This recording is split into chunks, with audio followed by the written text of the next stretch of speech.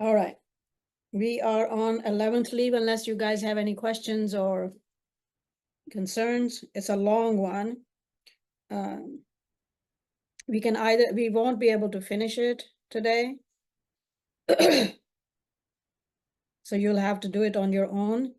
Do you want us to do a paragraph or two and then take it up, or we can discuss things anything that is on your head, mind, or whatever today? Free flowing discussion, and we go from there. I'll let you choose what you want. Anyone?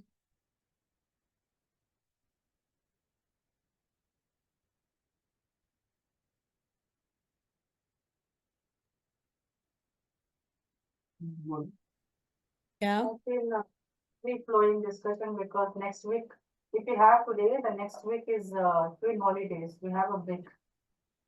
Yeah, that's true. Are you guys celebrating properly? Yes. Putting on your best dresses as Baha'u'llah asks for it? I don't want any of my kids to be fallen behind on the things Baha'u'llah asks for, right? Be the best example for everyone and yourselves. Yeah.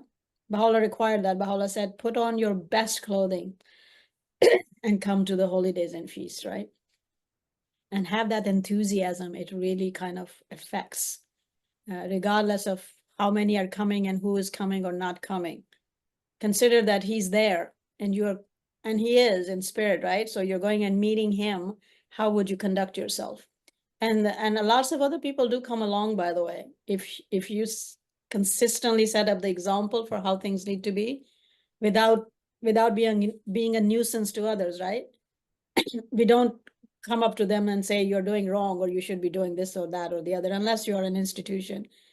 The rest of us, we do it right ourselves. You show up yourselves, you're in happiness and enthusiasm, and you're dressed well, and you're happy, and you know what is happening. It's contagious. Slowly and gradually, other people start coming forward, right? So I often say, like, both subcontinental Persian and lots of other cultures are, like, for example, not punctual. And I am like totally German about punctuality. I think most of you have been with me for 3-4 years now. The kids, right? Your parents know me a lot longer. Have you had a single class that was logged in 5 minutes late? No, right? And that doesn't mean that I mean, I have a lots of health issues and all that and everything. So it's not that it's easy. You can't say it's easy for me and it's not easy for you. It's lots of times it's not easy, but we have to push ourselves. Why? Because the Lord wants it. The Lord wants it. What does he say in Kitab Egan? Do not promise what you cannot deliver. Right? Actually, it doesn't say do not promise what you cannot deliver. He said they do not promise and then not deliver. Very different. So punctuality is something that you can't say, oh, I didn't say I'll be punctual. No, no, no. Those are the rules everybody has to have, right? There are other things. There's a party going on somewhere and all that. You don't have to say, yes, I have. You don't have to go. But if you said you would go, then you go, right? But certain other issues in life are not a matter of choice. They are incumbent upon us, and we must strive to get good at that, right? So without lecturing people, I'm saying these things because it's my right to lecture here. It's a classroom, right? But in my personal life, the Baha'i communities are really bad about these things. There are so many people who are so bad about these things, and they just take things lightly. And so by just virtue of doing yourself right, it's funny because we move a lot too. And in one of the communities, after a few months, I learned that the friends were telling each other to, if I was hosting something, to be there on time or there'll be no food left. Because if I say it starts at 7 o'clock, it starts at 7 o'clock, right? So if the holiday is at my house at 7 o'clock, the food is ready to be served at 7 o'clock, sharp, right? You have to decide how you want to mold your life to get to that. And I have back problems. I have lots of health problems. So it takes me 2 days and 2.5 days, actually. So for me, I will shop on Wednesday. Let's say if the thing is on Friday, I'll cook most of the stuff on Thursday. So I'm in better energy on Friday to deal with people. So then Daniel's jobs are that he has to do the cleaning of the house and certain other issues. And his duty is to not put it all towards to the end, which he lots of times, if you leave him alone, he would. But if he puts that towards the end, even though he's his chore, then I'm like not at peace, and I'm like, this needs to be done or that needs to be done. And then I'm running around trying to help him to finish his stuff. And then again, in spite of all of that management, I am at low energy at the end. So we don't do those things. I was like, no. And I hate nagging. So I don't like that. So we put on the thing. I was like, okay, Isha, you need to be finished by this time. These are your chores. Daniel, you need to be, these are your chores. You decide how you want to do it, but it must be done before this time, like after 12 o'clock on Friday. If the function is Friday, nobody's running around the house doing anything. All things are done. The only things that are left to the last minute is, let's say you have to make, for us here, I don't know how your cuisines work, but we have to have salads. It's just, there's no dinner, lunch, or anything that is without salads, right? In this culture. Or bread or certain other things, they have to come out at the last end or they get kind of wilted. So some of those things, chores, are left to the end. And then, so his job is to get all the plates and glasses and cups and everything ready, and the coffee and tea ready before people come. And then when people come, it's everybody's job to host and serve them. And then at the end of the whole thing, then it's his job to clean the dishes too. So I will wash the dishes while I don't involve anybody. I don't ask any help. I shop myself, I cook myself, I clean myself. The kitchen is left clean after my cooking.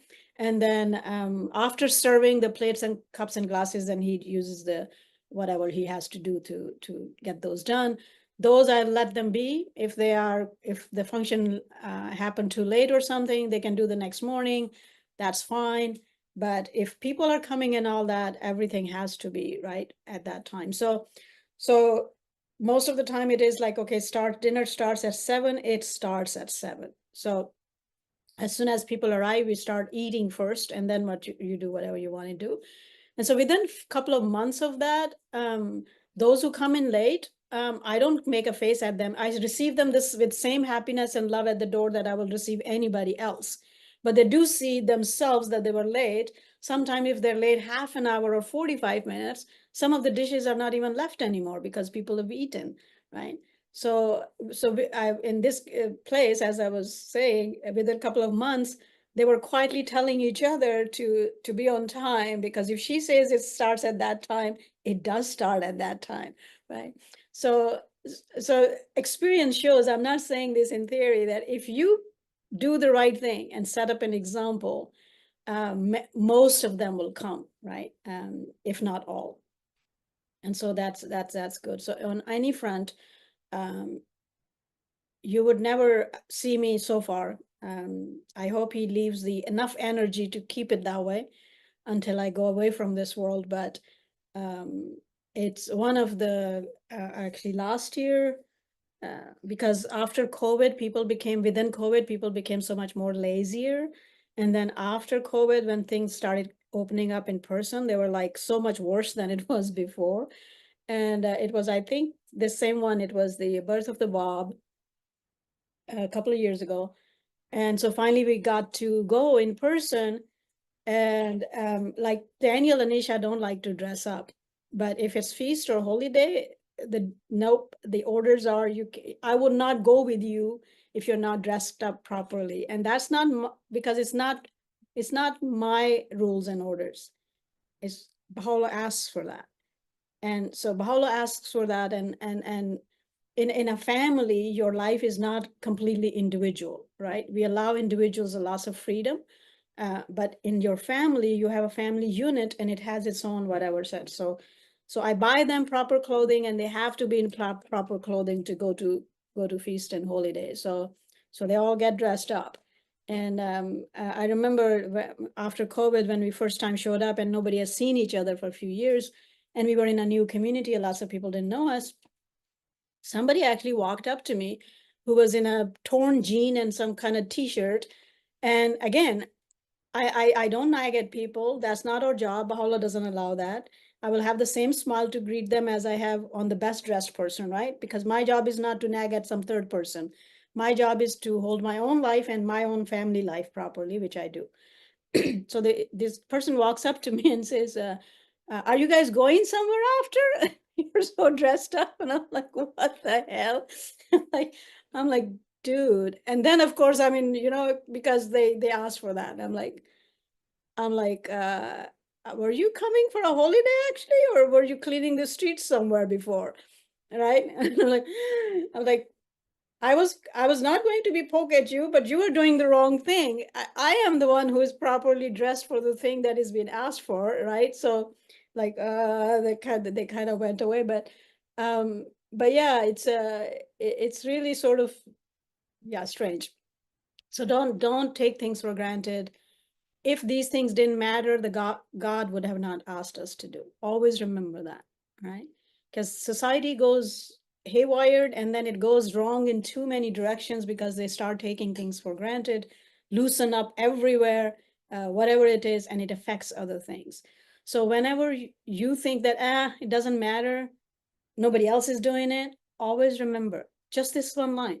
If it didn't matter, God would not ask you of it, right? And so as somebody else has said, and that's I think from Dawnbreakers. Remember one of the what's his name, prime minister. His son had told him at one point that Baha'u'llah was wasting his life, right? Because Baha'u'llah was from royal blood. He was a minister's son, and they offered him all sorts of high jobs, and he didn't take that, and he was doing other things. And so this minister's son had told this minister at one point after a function, and Baha'u'llah left, and he said that he was wasting his life, and there is a whole page long paragraph. I will urge you to pick that up and read it, right? This is a non-believer, actually to a large degree enemy of Baha'u'llah and the faith. And the kind of things he said, and he said, no, you don't, I'm paraphrasing, and he says, you don't understand who this is, right? You don't understand who this is. And he says, we are rulers in this world and this and that and the other, and yet it is almost impossible to ask for people's loyalty towards us. And yet there is him, there is this Baha'u'llah, that those who follow him, this guy said, those who follow him, they love him to such an extent that in the middle of the darkness of night, they will not do something wrong that he has forbade them for the sake of his love. That's who he is. This is an enemy of Baha'u'llah and the faith that is claiming that, right? And every time you read that, it puts ourselves to shame that, yes, that's where the love should be. When he says, follow my commandments for the love of my beauty, right? For nothing else at all.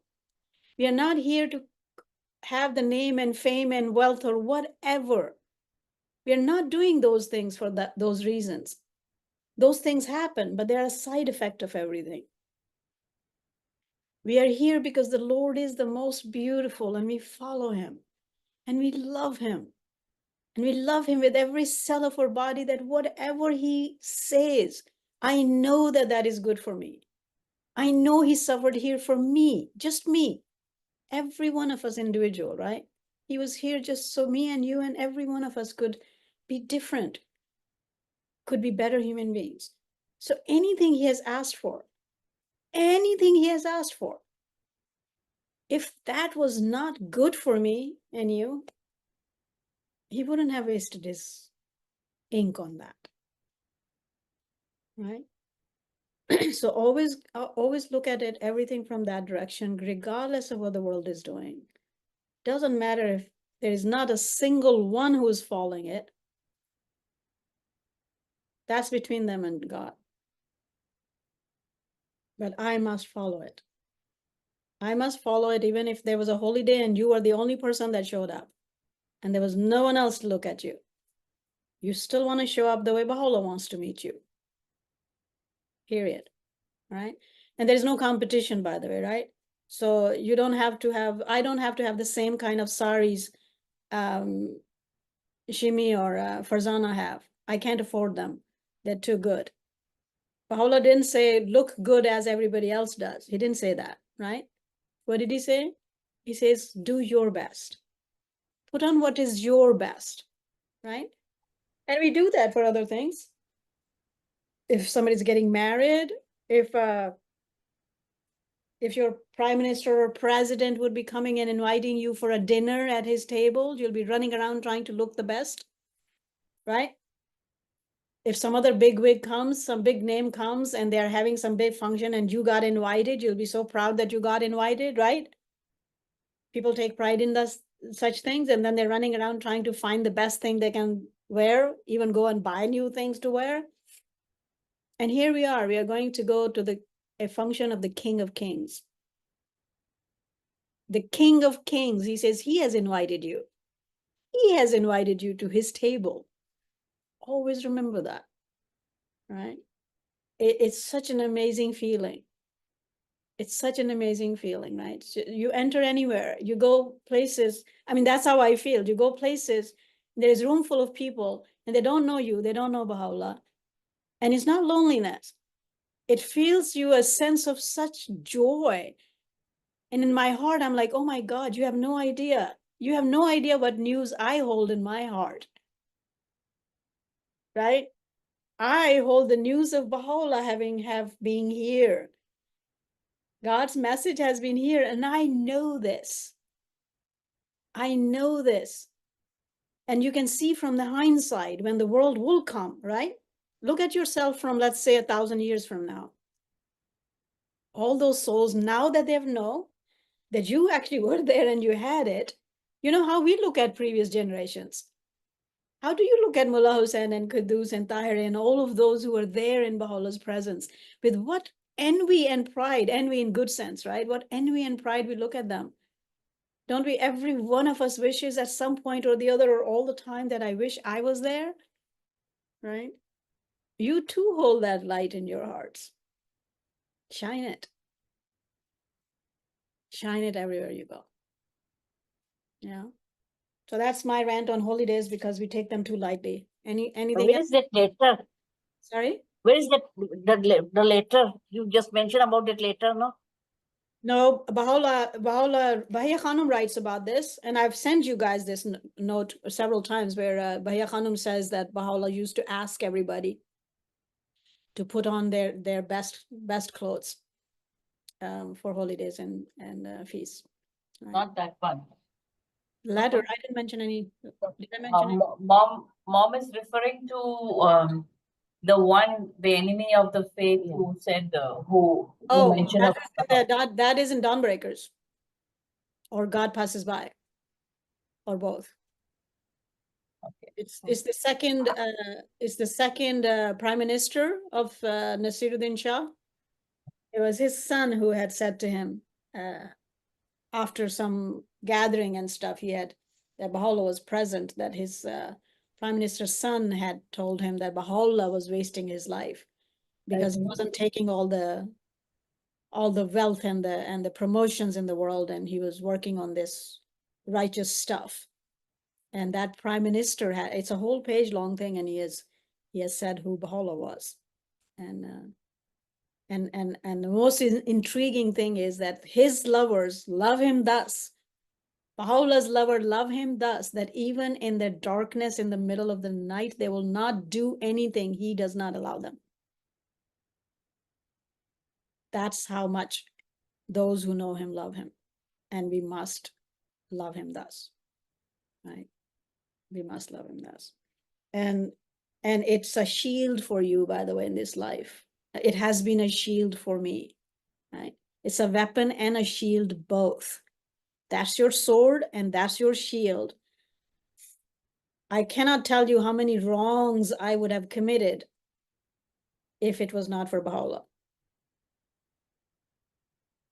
I mean, and you should count those too, when he holds you back. Because as human beings, you're angry, you're sad, you're mad, you're poor, you're this, you're that, you're hurting. Your human side just wants to do things, react to things that he doesn't allow. And then all of those times you pull yourself back when your inside wants to lunge out at something and you say, no, Baha'u'llah wouldn't allow me that. That's your strength, man. It's like, that becomes your strength. And without that, that's why I often say, be grateful, because we would have been as tyrants as anybody else out in the street if it was not for his guidance. And if it was not the love we have in our heart to follow the guidance. All the wrongs in the world, you and I would have been the same people. All the people you could point the fingers at that they're doing so much wrong, every one of us would have been the same. Could have been the same, right? So you cultivate that, and love is not possible without knowledge. Abdul Baha said, knowledge is love. Love is knowledge. Study the writings, follow them. You cannot love without knowing it, right? The more you know what the Lord was, the more you fall in love with him. And the more you love it, the more strength you have to then follow through the proper life to how it needs to be. So don't look at any things that writings are calling for as small. Oh, it doesn't matter. Don't ever have that attitude. Don't be puritanical. We are not allowed that either, like pointing fingers at everybody. Oh, now I'm so good, I'm gonna, yell at your face, everybody. No, people don't learn that way. Remember that too. And it's not allowed. So anything that is allowed to you, don't take it lightly, do it. And don't do those things that are not allowed. And you're safe. And everything else in the material world falls in, by the way. The better person you become, all other things work. All other things work. There'll be name, there'll be fame, there'll be people who will desire to be your friend. Don't run after those things. They will come. Just make yourself into something, that light that Baha'u'llah has created in you. Everything else will fall in place. Right? And none of those things matter anyway. In the long run, you'll see that, really. It's all, what is it called? Tinsel.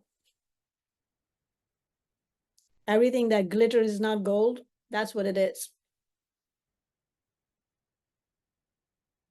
And the more you run after those things, the more pain you'll create for yourself, by the way. There is that too. So what's the plan for holidays? What are you guys doing?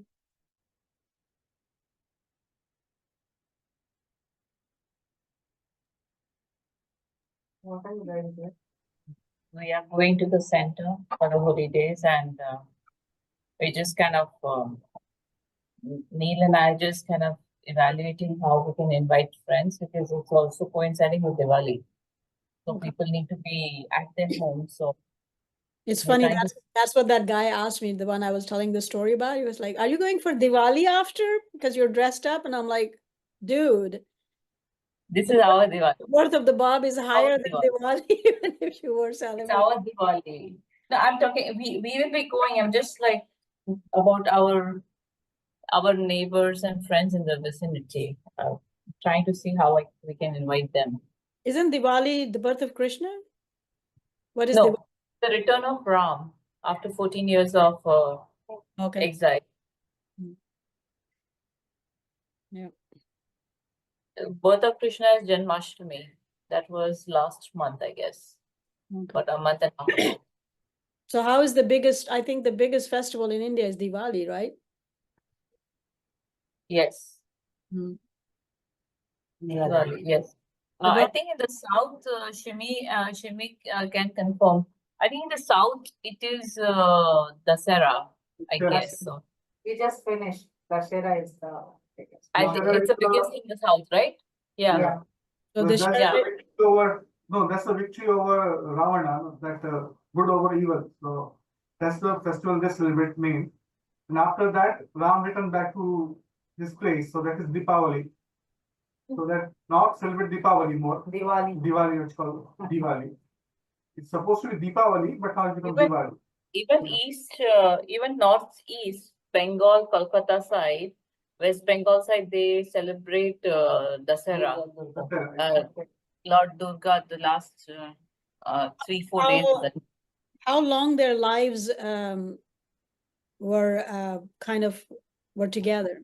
Ram is prior to Krishna, right? But they Yeah, were here together to a certain number of time. Ram is prior to Krishna. Yes. But Ram was still alive when Krishna was in place, Oh, or no. It's a different age. Different yuga. It's a different yuga. Mhm. Krishna What's comes- what's the Yeah. time difference between them? Almost 2000 years somewhere. But Krishna, One fellow is alive even till Yeah, Hanuman was there. Hanuman was alive for 2000 years. It's so surprising. Even during the time of Krishna. And but from Krishna Krishna is considered the last one, no? For the Hindu. Krishna, then they include Buddha also, which is a different diplomacy. Well, Buddha is a different dispensation, so Yeah, right. So I mean, within Hinduism, with the Hinduism prophets, Krishna is the last one, no?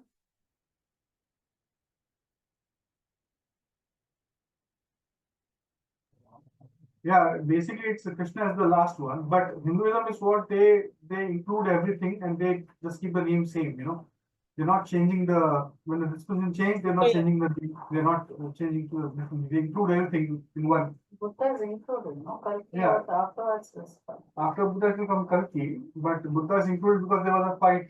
Hindus and torturing Buddhists. So then to settle down, then they say okay, you become a part of Hinduism. So there will be no this thing. Mm. Yeah. I mean, for Buddhism too, Baha'u'llah is considered the fifth one, so they would have had to have 4 before, right? So the one we know, Siddhartha Buddha, who is the last one of Buddhism, there would have been some before. So, yeah, interesting. No, I would have thought that the Krishna's life events would have been the top festivities in the culture.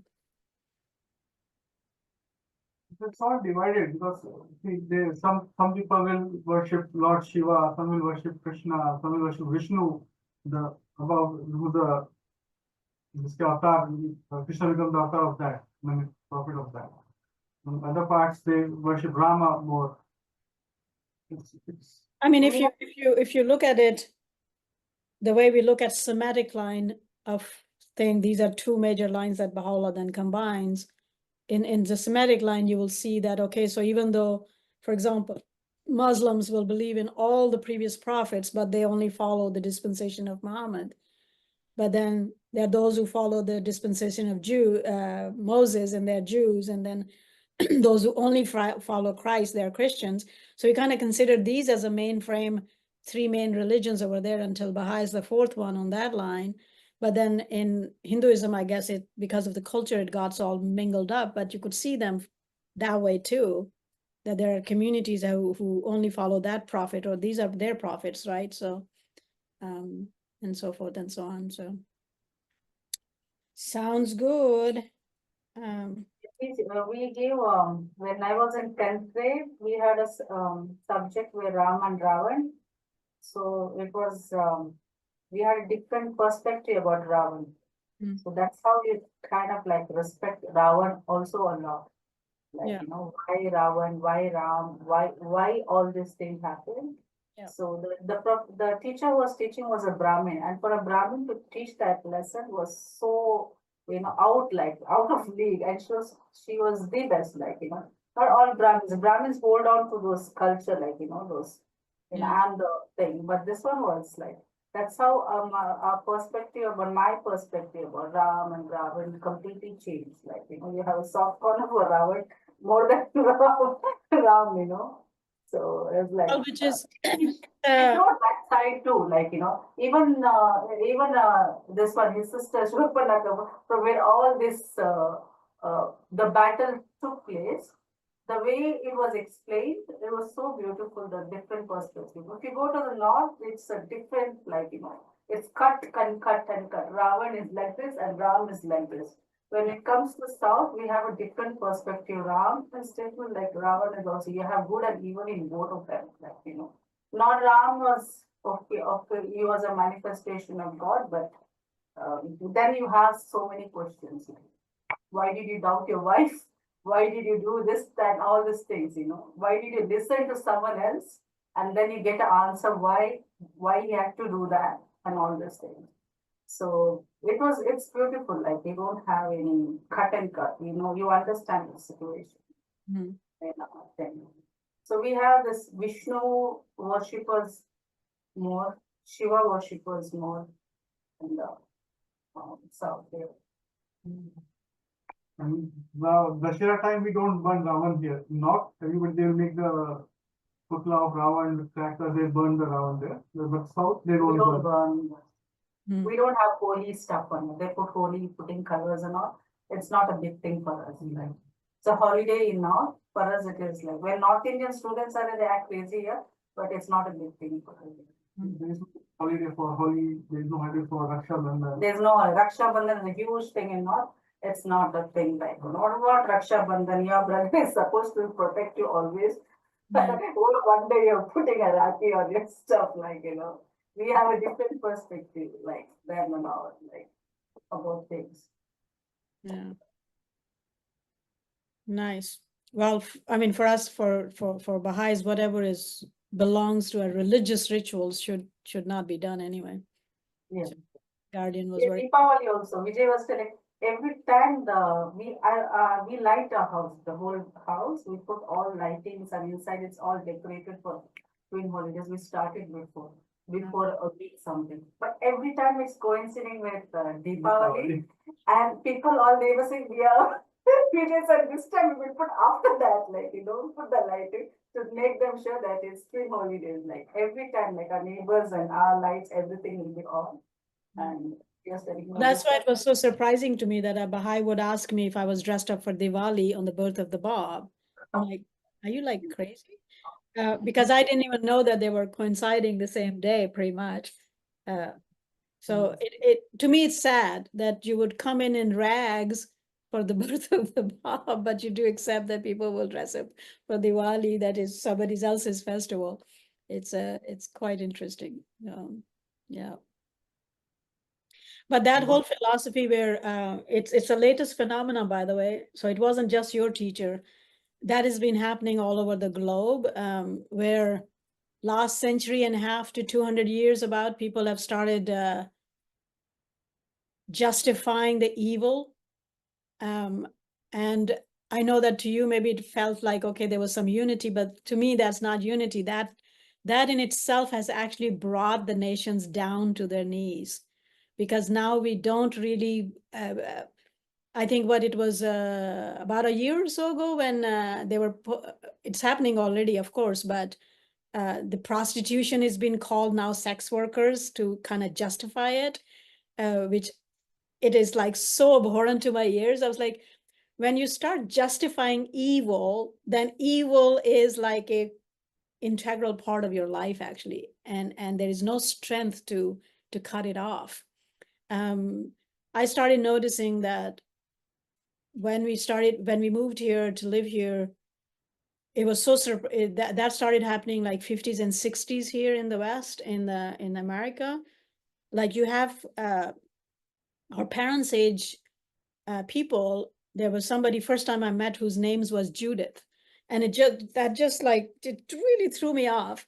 Judith is the one who betrayed Christ, and because of whom Christ was killed.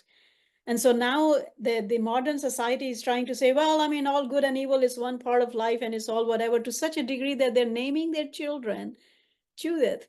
20 some years ago, I met somebody in Haifa, and they told me, and this is coming out of this philosophy, by the way, and they very proudly told me that they had 4 or 5 kids, and half of them were named after covenant breakers. I'm like, why? Like, why? It was like, well, because I was like, dude, it's like, oh my God, I was like, really? There was somebody else who had a child here, and they named him Rumi. And I'm like, why? Why would you do that? Oh, well, because, be careful about what sounds good and is really like evil in its core, and it affects our generations. And I was like, when this kid grows up, I was like, really? Like, this kid's gonna grow up in Baha'i community. Why would you do that to your child? Why would you do that? Why would you name your child Mirza Yahya? Like, why would you do that? Really? I mean, it's just insane. But it comes out of that to now we are presenting that Ram and Ravan are fine and Ram has faults too. God forbid. Right? For a Baha'i to say that, because Ram is a manifestation of God, essentially infallible, faultless, right? And we are equating him equal to Ravan? Really? Like future generations of Baha'is will be calling Baha'u'llah equal to Mirza Yahya? That's what it is. It's insanity. Right? It's insanity. Yeah, anyway, I have done quite a bit of work on this side of things over the years because I've seen this, and I'm like, wow, it's seeping into all communities. Seeping into all. Judith, that is Mirza Yahya for Christian dispensation, right? Judith is Mirza Yahya of Christian dispensation, and now people are naming their kids after that. I'm like, really? Right. Yeah, but here the Ram story is something very different, because if you see proof-wise, we don't know whether he was a manifestation of God, because there is no book, there is no nothing from that side. It's a story, Ramayana, written by after thousands of years. But we know that he was. Yeah. Yeah, so it is not mentioned. Krishna is main manifestation. Krishna is after he got Gita, Bhagavad Gita. Yeah. So that's we know that he's a manifestation. But Rama sort of story, and it's a story of showing Ravana says his name was Dashasur. So he had knowledge of more than 10 people, because Ram sent his brother at the time of death, Lakshman, to learn from him. They go learn politics from him. Because he was so knowledgeable, but he got ego. That was the main thing, to show that when you have ego, you become evil. So there are so much controversies, though. But then, see, India is happening now. They are trying to change history. From the Well, time I of mean, they are trying to change history now. So everything is just in Judaism, for example, because they have very different take or knowledge, misknowledge of what a manifestation is. So you have stories like, for example, against King David, who is a manifestation of God. It's mentioned many times in our scriptures, but the Jews themselves don't see it that way. And because of that, the Christians don't see it that way. And so when you actually truly read and investigate these things, you know where the trouble is coming from. So you have the manifestations. If you can find their own words for what they are and what they're saying, you would find them very different than what a story is said about them, right? The story said about them is somebody else's story that is said about them. And in English, we'll call it, like I call it, court gossip, right? So there are other people who are saying, so let's say if you could publish only one book together for the whole of Bab and Baha'u'llah to what had happened, and you added all the stories that you could gather, and half of them are coming from the enemies of the faith, and half of them are coming from those who never understood what is going on, and then there is a quarter there that is actually from themselves. You will see this variation of what is happening. And so if one sees those things with an open eye, you can see what is happening. But if you think that every word said there is the true scripture, then that doesn't make sense anymore. Because then that's where you go. That's why there is so much written about what a manifestation is and how we should see it. So be very careful when you read through the Brahman's eyes or the Hindu's eyes for what those scriptures are, because it should be the Baha'i who understands better how the scripture should be read and how these names should be respected and read than what the population knew. Because over the centuries, people are telling the stories and they're mingling all sorts of things in them. And that cannot be true, right? So be very careful. So, and because that seeps into us too. Here in Western side of Baha'is, I heard a few times that they will refer to David the same way, and Baha'u'llah does not allow you that, right? We read the stories where if a manifestation was disrespected, he will stand up and smash you in public. Then there was no that, oh, okay, you know, that's not my job to correct you. No, then it is my job to correct you, right? Because my job is towards spreading the love and respect and truth of God and manifestations. So that is quite permeated in Baha'u'llah's story, Abdul Baha's story, the Bab story, right? So we are the ones who are told finally how we should read and understand these things, and we must uphold those and teach those who know it wrongly. So lots of times Baha'is coming from Christian background will repeat these same kind of stupid stuff.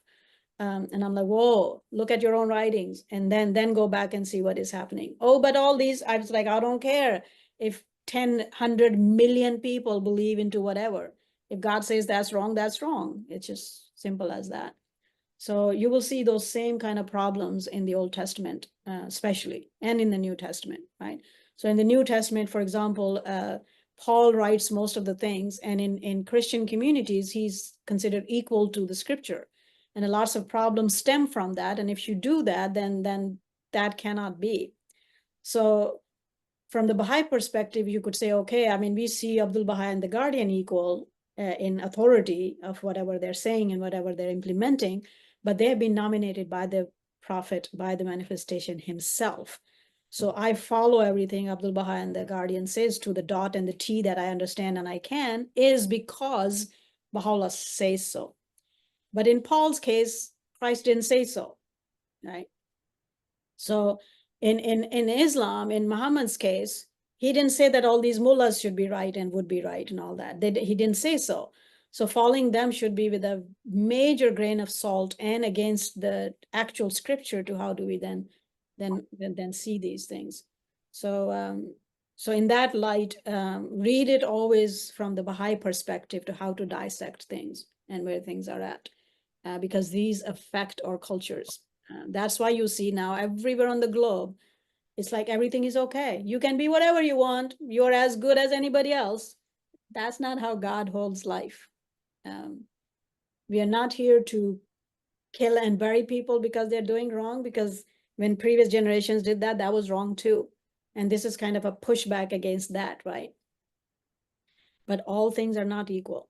All things are not equal. Right and wrong and darkness and light must be visible and open and discernible to our hearts and souls. Prostitution is not sex work. All right, it should be forbidden everywhere. We should all be striving to eliminate it, not to normalize it. And these kind of languages and these kind of things normalize those things. It's okay to be. So imagine in Baha'i culture, if we started believing it was okay to be Mirza Yahya. Right? So always remember that it's to that degree of things, as if we were gonna say that. And some people are already saying that. So it's like, that really blew my mind. It was an Indian family that said that they 4 or 5 of their kids, they had half of them had been named after covenant breakers in the name of unity. I was like, what are you talking about? Yeah. So be very, very mindful about that. What else?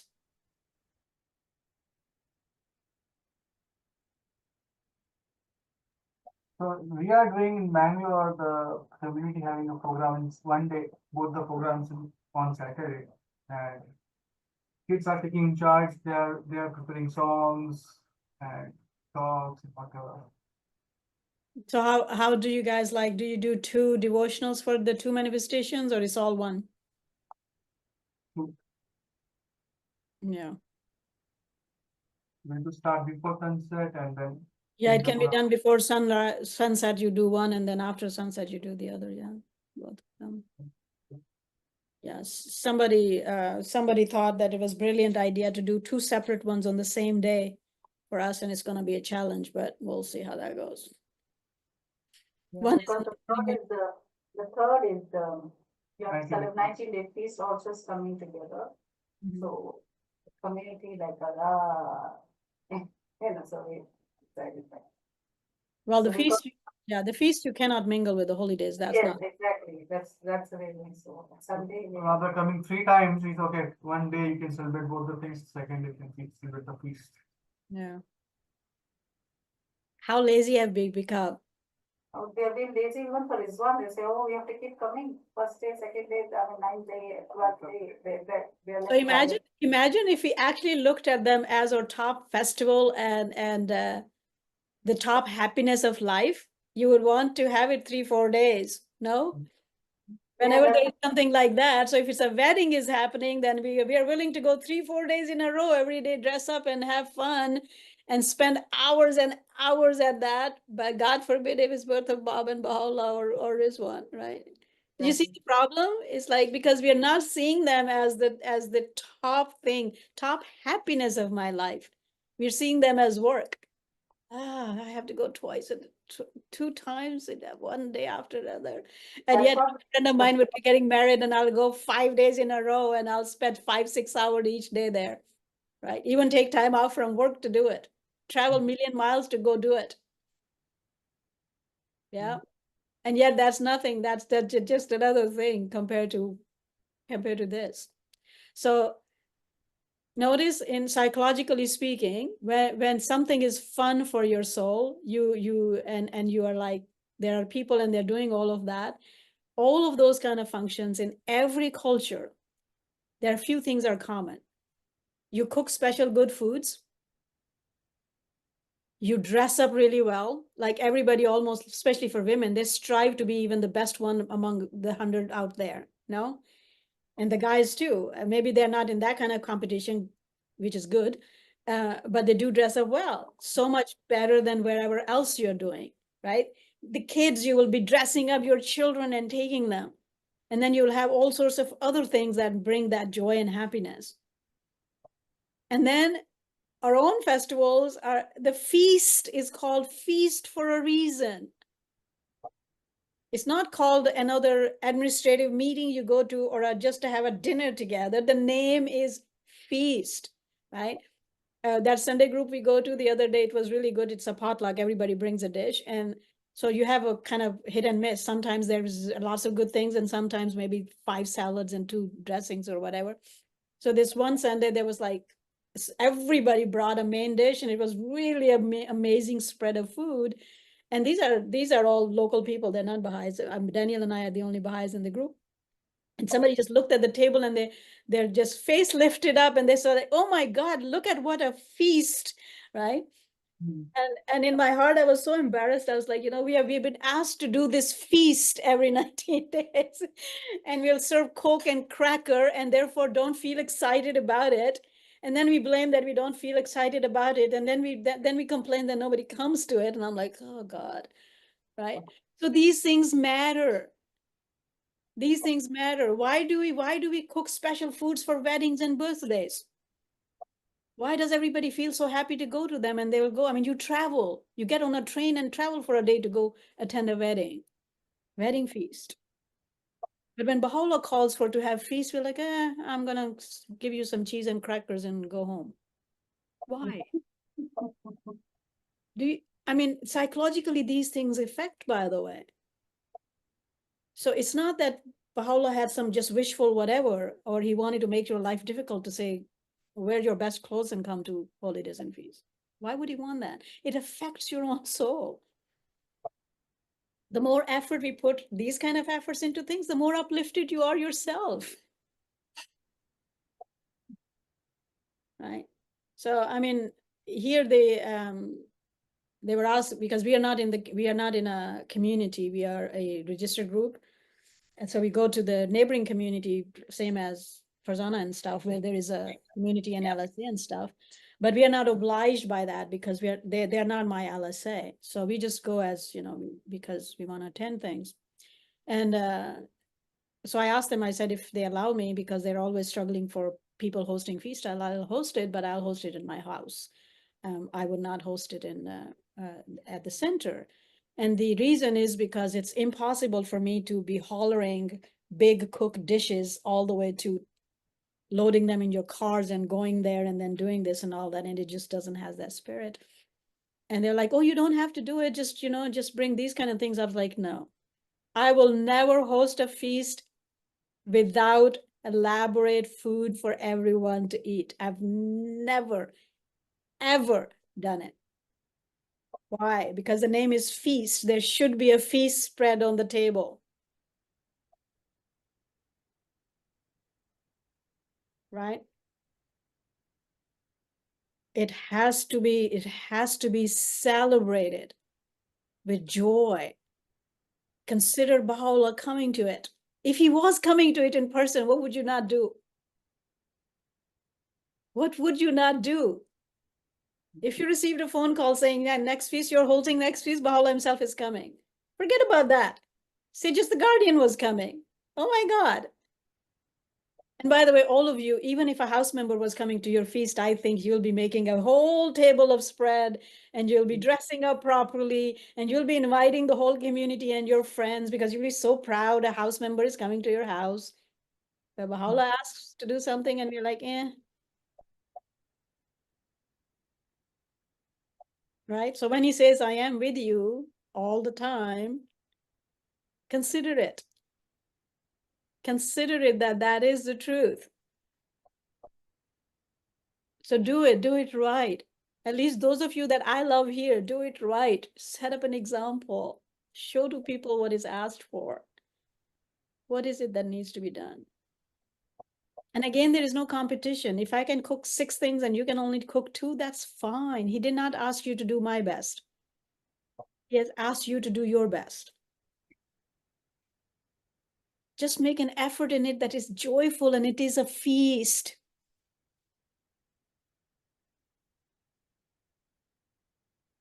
Right? We have taken it too much for granted. We don't make an effort. We don't put any effort into it. And then we complain that people don't come, people don't participate. Nobody wants to come to dry meetings. No one.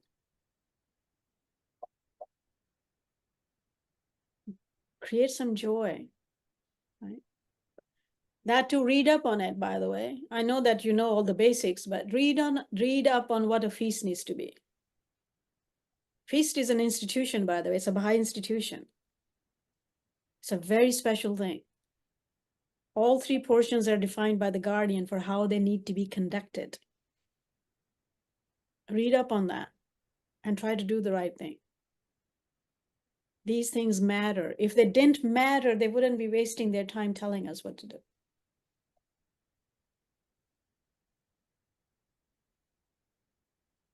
And holy days, consider them better than, you should be celebrating them as best or better than people are doing in your culture, Diwali or whatever else, or here Christmas. All right. The 2 declarations, Bab and Baha'u'llah's declarations, are the king of festivals, they are told. And the birthdays are the 2nd highest festival in Baha'i festivals. Festival. What is a festival? Right? I mean, they're called festivals. These are festivals. Celebrations, the key important days. Celebrations. Celebration in the highest level. The King of Kings is the highest level of celebration. Right? So according to your cultures, dress up the best possible way within that culture. Cook the best possible things you can provide. Have the joy. And see how many more come. They will come. People do seek joy, by the way. People seek, it's human nature to seek joy and celebrations. That's why every religion has assigned some celebrations for us. And that too creates a sense of friendship and unity, by the way. When you meet people around these things and you celebrate and enjoy things together, that even humanly, that builds bonds, doesn't it? You have enjoyed an evening or 2 evenings with somebody, you want to call them back. You want to sit back with them again, don't you? It's human nature. So consider them from all psychological angles. These are actually the common grounds for building unity and friendship. And a sense of identity, actually. Right? I mean, to this day, I've been a Baha'i for 26 years. And when fasting comes, I miss the way the fasting was done in Muslim community because it was celebrated properly. And we don't quite do that yet, right? So you got up, it was simple things. You got up in the morning and everybody was joyous long before the sun rises, and you're cooking and eating together and the whole family's happy and you're doing this different thing. Special foods are made every day for breaking the fast and stuff. Special foods are made for Eid. You anticipate, you look forward to it. And then you have your whole lifetime spent with that. It actually has some inside engraven into you. You crave those things. That created a sense of community and unity among them. We are asked to do certain things, to read up on them for what we are asked to do. Built a community that looks that way.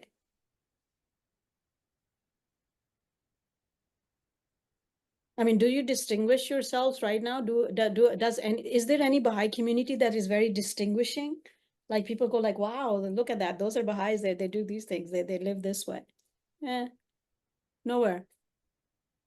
Why are we so lazy?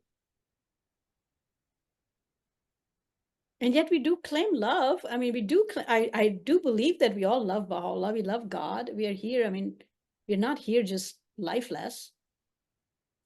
Why do we do things that are lifeless? I don't know.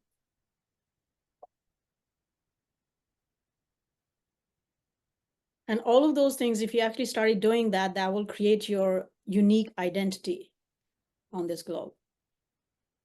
We are not here to look like same as everyone else. We are not here for that, by the way. The Guardian was very clear about it. The Igan is very clear about it. Transformation, you need to look transformed. You need to be different in good ways. Right? Can I share? Yeah. One time, I don't remember, one of the institution members in Haifa had shared a diagram, like a Engram, yeah. diagram, something. I don't remember the Venn diagram. Yeah. So he just drew a canvas. He's saying this is the canvas of your life. It was like a rectangle. And he started making boxes. How we do our education, our job, our physical fitness, our me time with our friends, our time with family. Like, and he did like a couple of like such things, and he made a box. And it's like, and then as Baha'is, we say after we are done with all these things, if there's any time left, then I will do something related to the Baha'i faith. Anything, activity, be it going to the feast or for the holy day celebration, whatever. So then they said, this is how generally we end up compartmentalizing, and then we get stuck. Instead, if you take, and then he took another sheet of paper, he drew that same canvas of life, and he made one circle in the middle saying the faiths. And then he drew those boxes, and he's like, see how. And then when I often think about it, and I say that when the faith is in the center, then things are not exclusive. They all become so cohesive.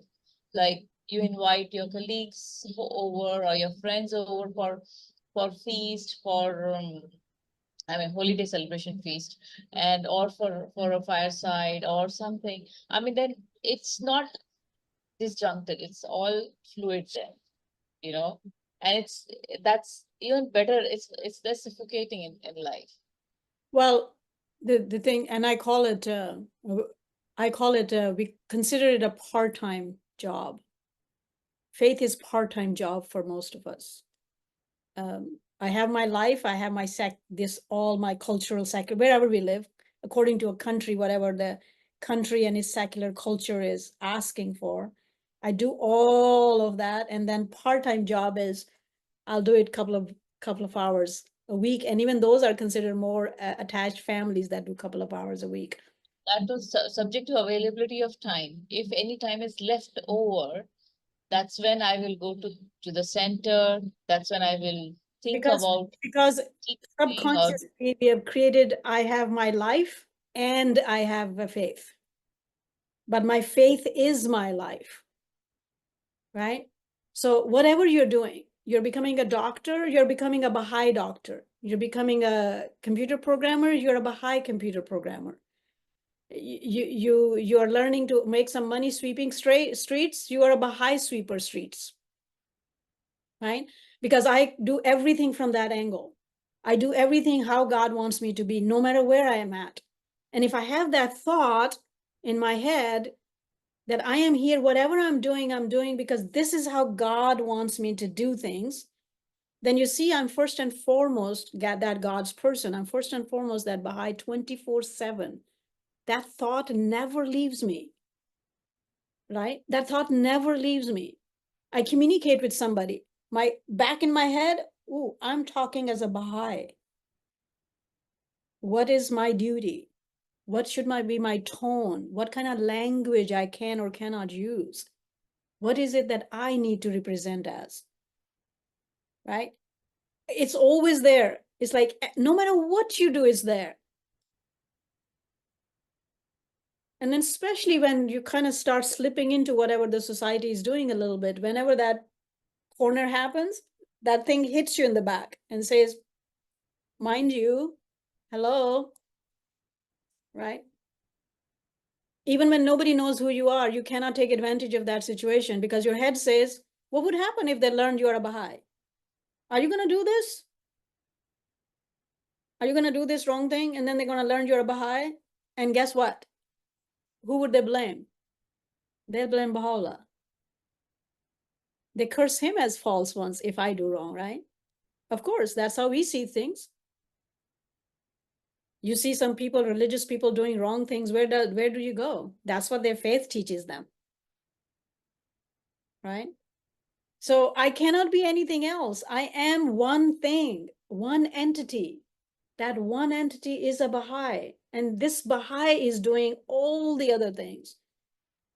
This Baha'i is a doctor. This Baha'i is an engineer. This Baha'i is a soccer player. This Baha'i is a student. This Baha'i is a boss. This Baha'i is an employee. This Baha'i is a king. This Baha'i is a sweeper. That comes first. Why does Abdul Baha say children should learn what God is, what religion is first? Right? We already studied that. This is the book of laws. These are not just some, what you call it, suggestions. There are lots of suggestions in the writings too. This is book of laws, right? Why is that? So I can have a wholesome life. There is no other way. We cook, we drink, we eat, we breathe. All of that is for how God wants it, right? We cannot live without that. And Farzana, you and I have spoken about this, and I think lots of times it's parents who are doing wrong. Parents are setting wrong priorities for their kids, and the kids don't care. It happens all over the globe. I've lived in almost every continent, so it's not just my area or just this LSA or just that community. We're doing it all over the place.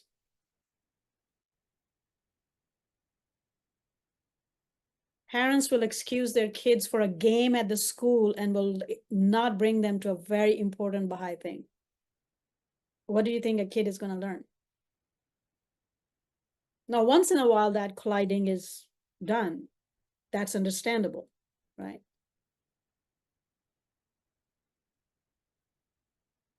But we must show and teach them where the priorities are.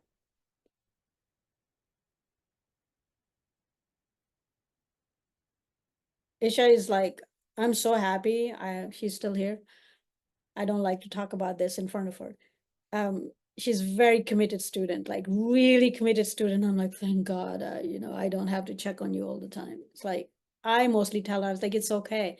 Let's go do something else. Like, no. I have this class, this exam. I was like, sugar, like, I only got 90%. And she's like so sad about it. I was like, dude, it's okay. No, it's not okay. I should have had 96, 97. So I'm happy. Inside, I'm totally happy. At the same time, ask her, I gave her notices. I was like, this coming Saturday is a holiday, by the way, we are going. So arrange your study schedule accordingly. Don't tell me at the last minute that I have an exam to do. Unless the exam is colliding at the time, then yes, right? Because the school wouldn't wait for you. We are asked, we are flexible. We have been told to have priorities, but that shouldn't be all the time. Make sense? The top priority of my life is my faith. Everything else is because of that. And sometimes things collide that okay, you are working somewhere, your office won't wait for you. You have to go. Understandable. Faith allows you that. But if every occasion faith is pushed back to whatever and everything else is a priority, even though when you're not bound by it, then you're teaching yourself a way of a part-time religionist. Religion is not a profession we have as part-time thing. Religion is my soul. That's what I breathe. That's who I am, right? So set it up. So yeah, it's like feast once in a while she can miss, of course. Plus, because it's not our own feast. You're not obliged to go to other people's feast. We don't have an LSA. Feast is an LSA's institution, by the way, all right? It's an administrative institution. If you don't live under an LSA, if you don't have a community, then you are not obliged to go to feast. We go because we want to have the spirit of it. So every now and then, if that is colliding with her studies, this, that, or the other, that's fine. But if you're having a fireside at home, she has to attend. She's the youngest one there, but there is no excuse to say, nah, I'm going to just hide in my room. No. You won't hide in your room because you need to learn how to serve. You need to start learning how to serve at a very young age. So you're actually able to serve when you actually come of your own age. After dinner, after certain amount of discussion, if she has an exam or something, she can excuse herself. Yeah, now you can go study. But just be not available all the time? No, that's not allowed. Right? So you set up priorities for yourself. If your parents then set up priorities properly. Some of you do, and I'm very proud of you. Faith should always be a priority. Always, always, always, under all conditions. And you only let go of things when the outside thing cannot wait for that. And that, yes, that flexibility is allowed to you. So we are not asking to be those kind of people either. Yes, you are flexible, but you always know that if you didn't have this oppression outside that you have to do this, then you would be doing what you're called to do it. That's what the inside priority means, right? You wouldn't be shirking it just whatever easily. And a lot of times what happens is feast is not mandatory to go to by Baha'u'llah. It's not mandatory to go to. However, why do we strive to go to it as much as possible? Because the guardian asks for that. That's a place where we learn how to govern ourselves. That's another story too, by the way. For those of you who are coming up and now would be taking charge of administration soon enough, learn what that is and do it properly. That too engages people. It's your local government. So you are resolving your issues. The main consultation portion is resolving your local issues, how that should be held. Almost no community does it. Then it just becomes like, oh, okay, it's just like, I just show up. I say a few things, read a letter, eat some cookies and go home. Who's going to be inspired by that? So read up on what the station of the feast is. Why? What is its station? Why is it being called for? And do it right. Right now it's your time, by the way, because most of the older people, they let the younger ones speak. They do let you participate. So do the right thing. Push for those boundaries where we have failed. Push for it. Push for right things. I'm not saying push the wrong things in. Make sense? Read up what needs to happen. Open up the consultation. Bring in the actual issues that are happening in your community. Force a consultation in. You, the young ones, if you start speaking, they do shut up. Have you noticed? Because they want you to participate.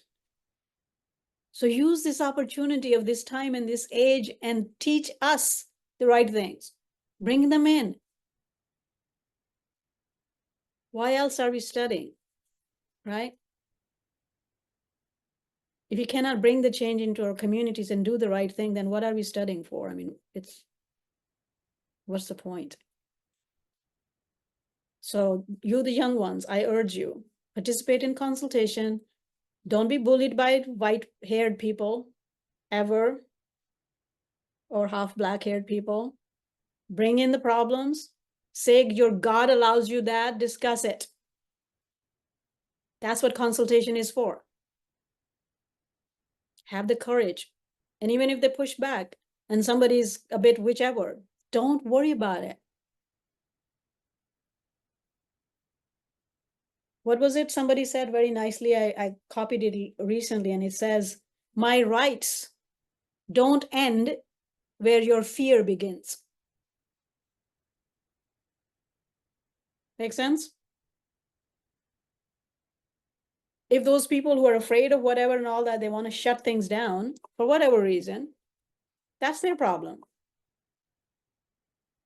Don't be bothered by that. Read up what the right thing to do is and always do the right thing and don't care how they feel about it. All we are required is to, whatever you want to bring in with courtesy. No yelling, screaming, cursing, name calling, or any of those things. With courtesy. Moderation and reason that writings call for. But it's your right to bring in issues. It's your right to call in for a consultation.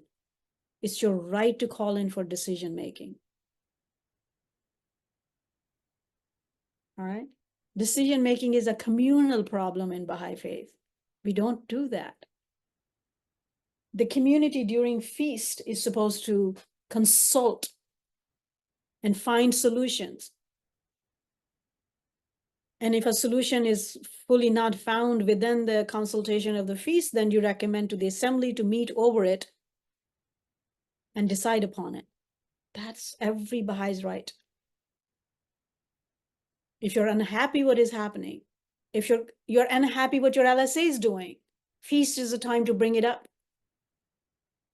If you don't like your secretary of the LSA or the chairperson or the this or that officer, it's your right to bring it up publicly during the feast. Have it discussed. But you can't do that without courage, right? Because you're like, oh, I mean, they'll be unhappy. Well, yeah, they'll be unhappy. If we did those things properly, do you see the side effect of how all the gossip dies off? Because you have a proper channel to bring things up and do them. Why gossip and backbiting? Because nobody's listening to you, so you have to say something somewhere else. But that somewhere else is not allowed. What is allowed is choked up by culture. The rivers flow. You cannot close them. If you close the proper path where it's going, it will go somewhere else. Baha'u'llah himself has allowed proper psychological pathways to how community works. And if we disallow that, the community goes somewhere else. And that somewhere else is negative, wrong. It breaks down things, it doesn't work. So those of you, I promise you, the communities are at the place where they are desperate. They want young people to participate. So read up what the right thing is, push for those right things. Bring a change in your own culture, in your own lives. That will change the world, by the way. Every one of you, I'm sure you want to change the world, but we can't change the world unless we change it here. The Guardian's very clear about that. Myself first, my family first, myself, my family, my community, then my city, then my country, then the globe, right? But right now we bicker about the global problems and we want to change that, but our own communities are dying and we don't want to do anything about it. So unless we build an example, similar to simple things that I was speaking in the show up at the feast, do the feast right. Show up at holidays, do the holidays right. Show up at your life and do your life right. And then push for it where pushing is allowed within the writings, right? Which is consultation portion of your feast. You are allowed to speak freely and speak whatever you need to speak about. learn the courage, that will teach you the talent, how to speak, what to speak about, how to bring about changes.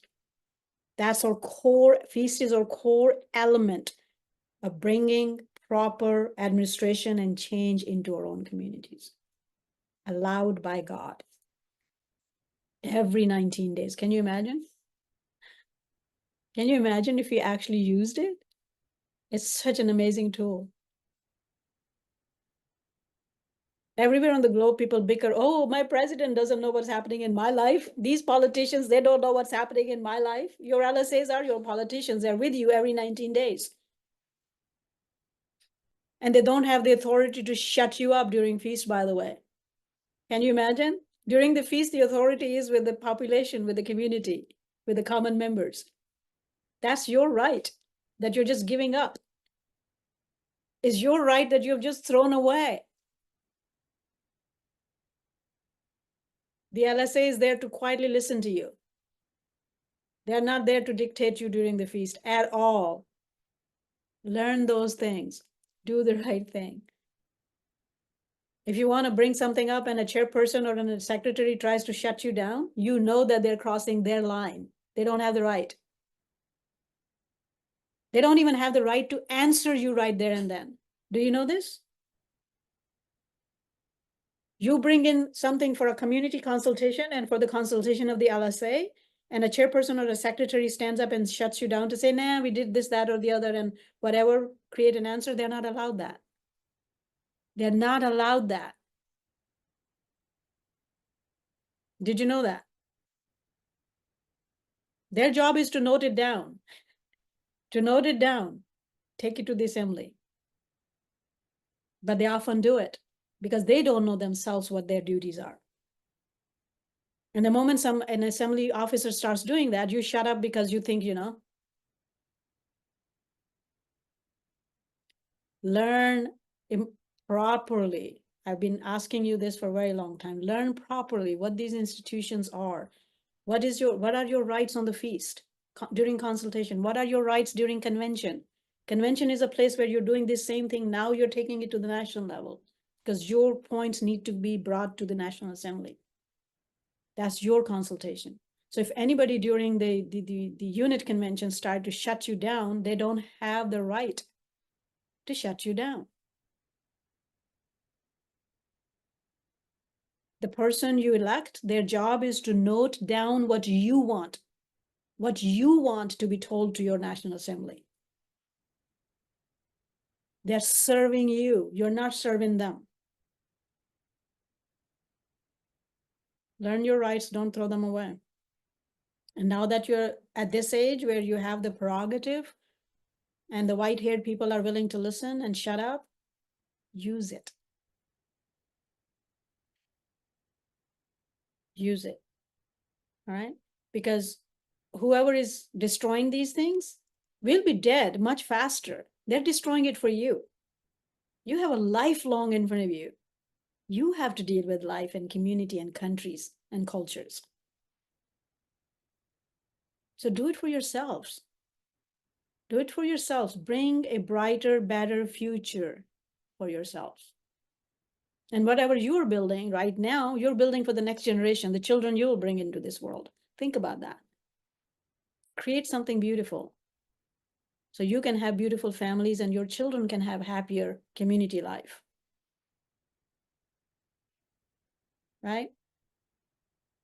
And those of you who are parents here, help them.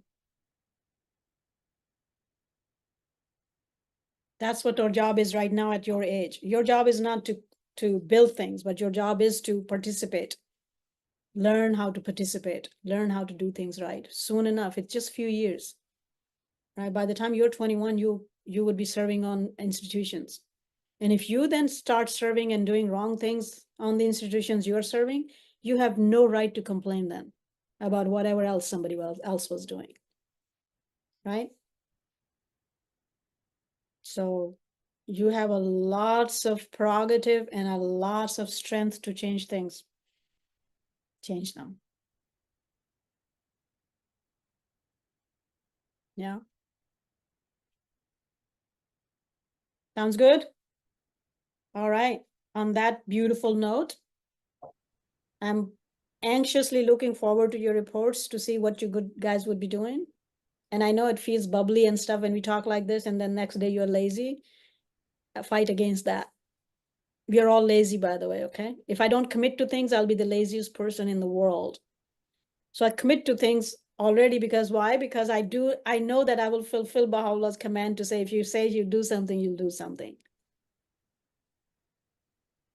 And that's the only reason I commit, because I know that if I didn't commit, I would not do anything. I'm the laziest person in the world. So, and I'm not trying to be humble or this or that. I truly am telling you the truth about myself. So find ways to push yourself. Find ways to push yourself where you need to be pushed to do what Baha'u'llah is asking for. That's it, right? We all have ways. We all have darkness. We all have laziness. We all have all of that. We all have health issues. We all have family issues. We all have cultural issues, financial issues, whatever that is. All of us have them. Every one of us have them. Some you know and some you don't, but everyone has them, right?